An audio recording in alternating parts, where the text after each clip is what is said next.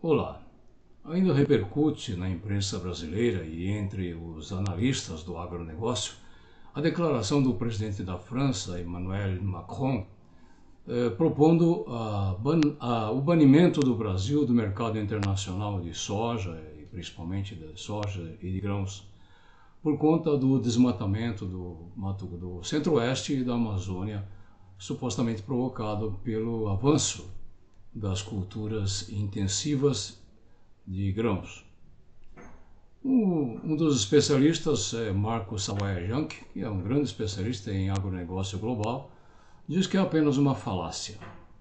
Mas há muitos indícios de que Emmanuel Macron não está falando à toa. Existe um movimento global, partindo da Europa e da China, principalmente, para expandir a cultura da soja, diversificar a origem das fontes de alimento, para não depender de países politicamente instáveis. E o Brasil é um país politicamente instável. E tende a ser um país politicamente instável se o atual presidente da República conseguir se reeleger em 2022. Esse é o problema que Macron quer evitar. E esse é um problema que a China também quer evitar. A China precisa alimentar 600 milhões de cidadãos que ainda vivem em situação relativamente vulnerável. Não são miseráveis como esses que a gente conhece no Brasil, mas são pessoas que ainda dependem de ajuda do Estado e de uma certa assistência social para a sua sobrevivência. A questão levantada por Macron é uma questão baseada no princípio do Green Deal, que é o novo acordo europeu para o desenvolvimento de produção agrícola, industrial e de uma vida social que seja capaz de reduzir o impacto da atividade humana sobre as mudanças climáticas. Esse seria o princípio, digamos, o ponto político. Mas há muito mais do que isso por trás da declaração de Macron.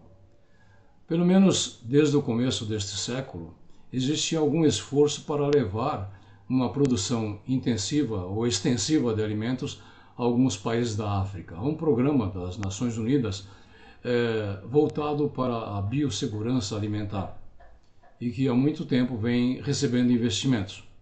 Em muitos países da África, como por exemplo Nigéria, África do Sul, Uganda, Zimbábue e agora Angola, estão investindo na construção de usinas para a fabricação de farinha de soja, de óleo de soja, etc.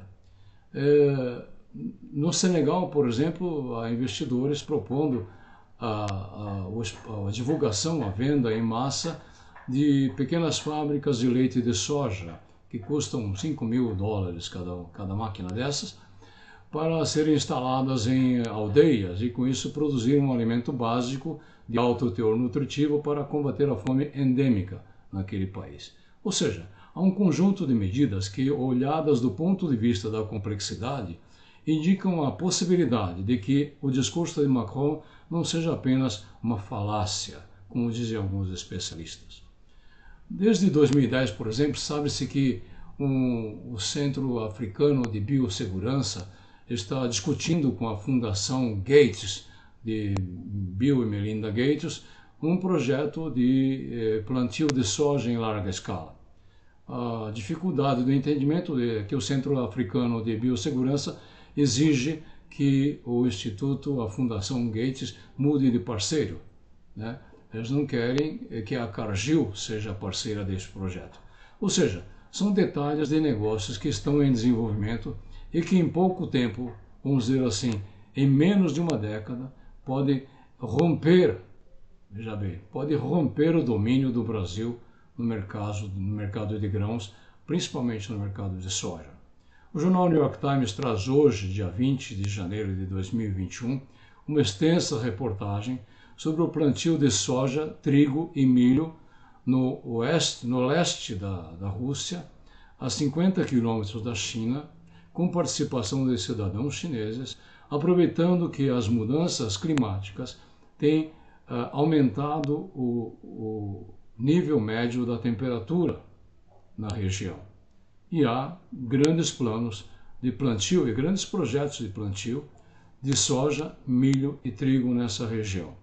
Ou seja, o próprio aquecimento global está criando condições para que o Brasil vá ganhando mais concorrentes e concorrentes poderosos nesse mercado até então dominado por brasileiros. O Brasil é o líder no plantio e na produção de soja, seguido por Estados Unidos, Argentina, China, a própria China e a Índia. E na América do Sul também o Paraguai é um produtor de soja em processo de expansão. Falando sobre a questão climática, há menos de 2 anos, há um ano e pouco, digamos meados para o fim de 2019, o cientista brasileiro Paulo Artacho, um dos maiores especialistas do mundo em mudanças climáticas, alertou que se o Brasil não tomar providências muito urgentes para conter o desmatamento e, com isso, controlar o aquecimento, a produção de monóxido de carbono, em 20 anos, no máximo em 30 anos, toda a região centro-oeste do Brasil, ou seja, o coração da agricultura de grãos no Brasil, terá grandes dificuldades para manter a produtividade. Veja bem, terá muitas dificuldades para manter a produtividade, correndo o risco até de se transformar numa região desértica com grandes dificuldades para manter a sua atual pujança agrícola. O agronegócio brasileiro tem esse desafio: adequar-se às normas civilizadas da sua atividade, se distanciar da ideia de que são brutamontes do meio ambiente e seriam destruidores do meio ambiente,